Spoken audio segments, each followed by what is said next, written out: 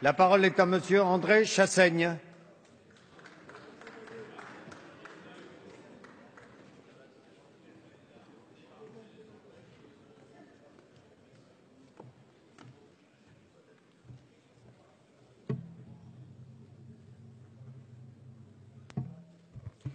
Monsieur le Président, mes chers collègues, Messieurs les ministres, c'est avec émotion que je m'associe au nom de mon groupe à l'hommage unanime rendu aux soldats morts en Centrafrique. À peine un an après l'engagement de la France au Mali, notre pays se lance dans une nouvelle opération sur le continent africain. Après l'opération Serval qui devait s'achever en juillet dernier, le président de la République vient de déclencher l'opération Sangaris, qui se traduit par le déploiement de 1600 soldats français. Il s'agit de la 50e intervention française en Afrique subsaharienne depuis les indépendances d'il y a 50 ans. Cette intervention en Centrafrique s'inscrit dans une longue lignée d'opérations menées par les troupes françaises dans cette colonie, indépendante officiellement depuis 1960, en proie à la pauvreté, à l'instabilité et au conflit. Autant d'interventions qui n'ont jamais permis de répondre aux maux qui gangrènent la Centrafrique. La Centrafrique, si elle n'est pas dénuée de ressources naturelles, est classée parmi les États les plus pauvres de la planète, occupant la 160e place sur 177 selon le classement de l'indicateur de développement humain du Programme des Nations Unies pour le développement. La France y est le premier investisseur. Il est impossible, dès lors, de prendre part à ce débat sur l'engagement des troupes françaises en Centrafrique sans ouvrir le dossier de la France-Afrique. Tous les 10 ans ou presque, un président de la République centrafricaine chasse l'autre par un coup d'État, derrière lequel la France n'est jamais très loin. Le peuple centrafricain a ainsi vu défiler des personnages insensibles à son sort, aussi corrompus qu'irresponsables. Les uns après les autres, les dictateurs ont été choisis et maintenus au gré de nos intérêts, entre guillemets, mais aussi pour protéger des bases militaires françaises dans ce pays considéré comme un porte-avions au centre de l'Afrique, utilisé lors de nombreuses interventions militaires dans la région. La France n'est pas étrangère à la situation chaotique que connaît ce pays. Elle porte une responsabilité historique dans la tragédie centrafricaine. Elle n'est donc pas la plus qualifiée pour intervenir. C'est un paramètre que nous ne pouvons pas ignorer, même si, je le dis clairement, il n'est pas question de tergiverser pour la protection des populations civiles, premières victimes des violences sanglantes qui déchirent ce pays. Monsieur le ministre des Affaires étrangères a déclaré face à la communauté française de Bangui le 13 octobre dernier, je cite, « Sachez que l'amitié traditionnelle qu'a portée la France à la Centrafrique, nous voulons la manifester de nouveau pour aujourd'hui et pour demain. » Pourtant, notre histoire commune est marquée par de sombres affaires. Nous gardons en mémoire le pitoyable sacre de l'ancien sous-officier de l'armée française devenu l'empereur Bokassa Ier en présence de la diplomatie française. Malgré ce soutien, le président Valéry Giscard d'Estaing a décidé de débarquer son ancien ami devenu trop encombrant, incontrôlable, qui menaçait nos intérêts pour installer au pouvoir le président David Dacko pour ensuite favoriser la dictature du général Kolimba. Il sera remplacé par le dictateur Ange Félix Patassé, qui sera quant à lui chassé du pouvoir en mars 2003 par le général Bozizé, un jeu de chaises musicales orchestré par l'ancienne puissance coloniale. En 2007, face à la multiplication des mouvements rebelles sous influence soudanaise et tchadienne, les parachutistes français sautent sur Birao, dans le nord de la République centrafricaine.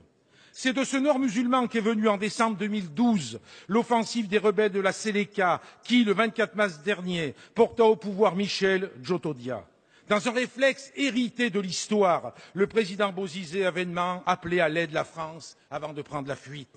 C'est ainsi que l'actuel président centrafricain est arrivé au pouvoir avec le soutien des rebelles de la Séléka qui sont devenus ses propres ennemis, Michel Djotodia qui en appelait à la France après avoir dissous la coalition rebelle de la Séléka.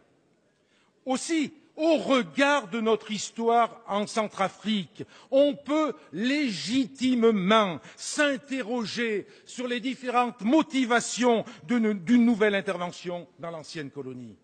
L'ordre du jour réel du sommet pour la paix et la sécurité en Afrique qui s'est tenu à Paris il y a quelques jours était clair.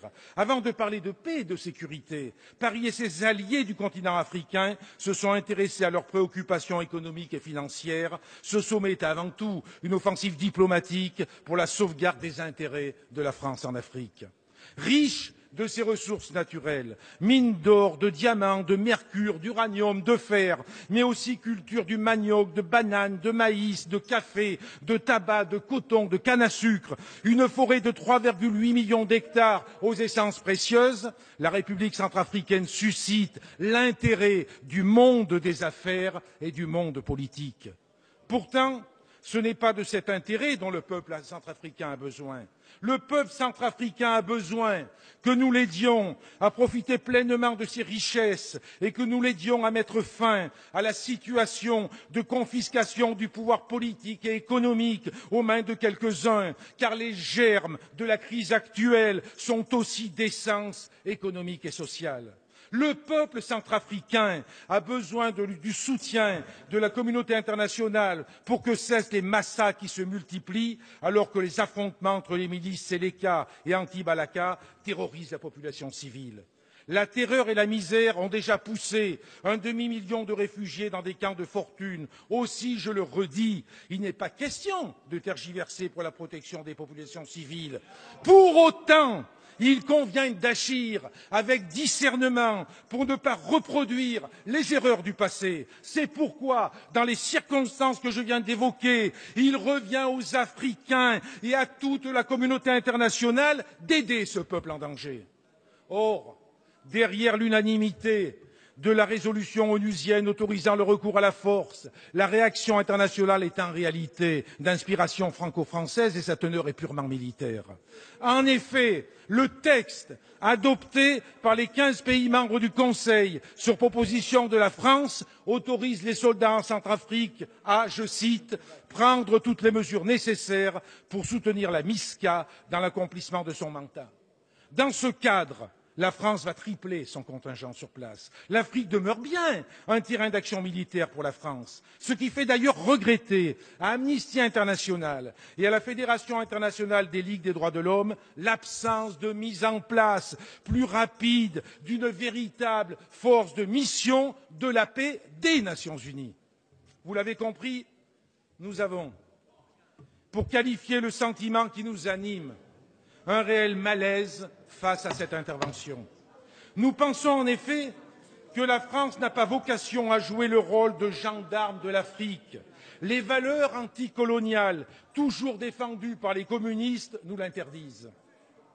Ces valeurs de solidarité doivent, au contraire, nous pousser à mettre sur pied un partenariat équitable et durable, un système d'aide au développement plus efficace, plus proche des populations. Ces valeurs nous obligent également à rompre définitivement avec la France-Afrique et à encourager les démocrates africains et les diasporas militantes pour faire tomber les honteuses tyrannies africaines qui n'ont que faire des peuples qui ne cessent de s'appauvrir. Ces dictatures qui préfèrent défendre des intérêts des firmes privées tentaculaires exploitant aujourd'hui 80% des gigantesques gisements africains et dont les bénéfices sont rapatriés dans des paradis fiscaux. Notre pays a une dette morale considérable envers le peuple de Centrafrique, une dette qui nous oblige à reconnaître que nous n'étions pas les mieux à même pour intervenir dans la situation dramatique qui le frappe. Oui, nous sommes favorables au recours à une force d'interposition sous l'égide de l'ONU, mais une force qui soit multilatérale. Cela suppose que la France ne soit pas la seule à être impliquée sur le terrain aux côtés de la MISCA. C'est la communauté internationale dans son ensemble qui doit être mobilisée. Cette force doit avoir pour mission de créer les conditions d'un cessez-le-feu, d'un secours organisé aux populations en détresse et d'ouvrir la voie fois à l'état de droit. Elle ne pourra que si elle ne peut être soupçonnée d'agir au nom d'intérêts à préserver dans une ancienne colonie. C'est un lanceur d'alerte que je m'adresse aujourd'hui à vous. Les interventions militaires françaises vont à contre-courant de l'histoire. La mission de la France, c'est de défendre la stabilité et la paix des peuples en Afrique. Notre pays n'a pas vocation à défendre des dictatures et des États artificiels. La mission de la France, pour être en harmonie avec ses valeurs et ses idéaux des Lumières, n'est pas d'être le gendarme de l'Afrique. Elle est de remiser les visions géostratégiques nées du temps de la colonisation pour en écrire d'autres, respectueuses des peuples, respectueuses de leurs richesses, respectueuses de leur souveraineté. Chers collègues, c'est ainsi que la France grandira. Merci, Monsieur Chassaigne.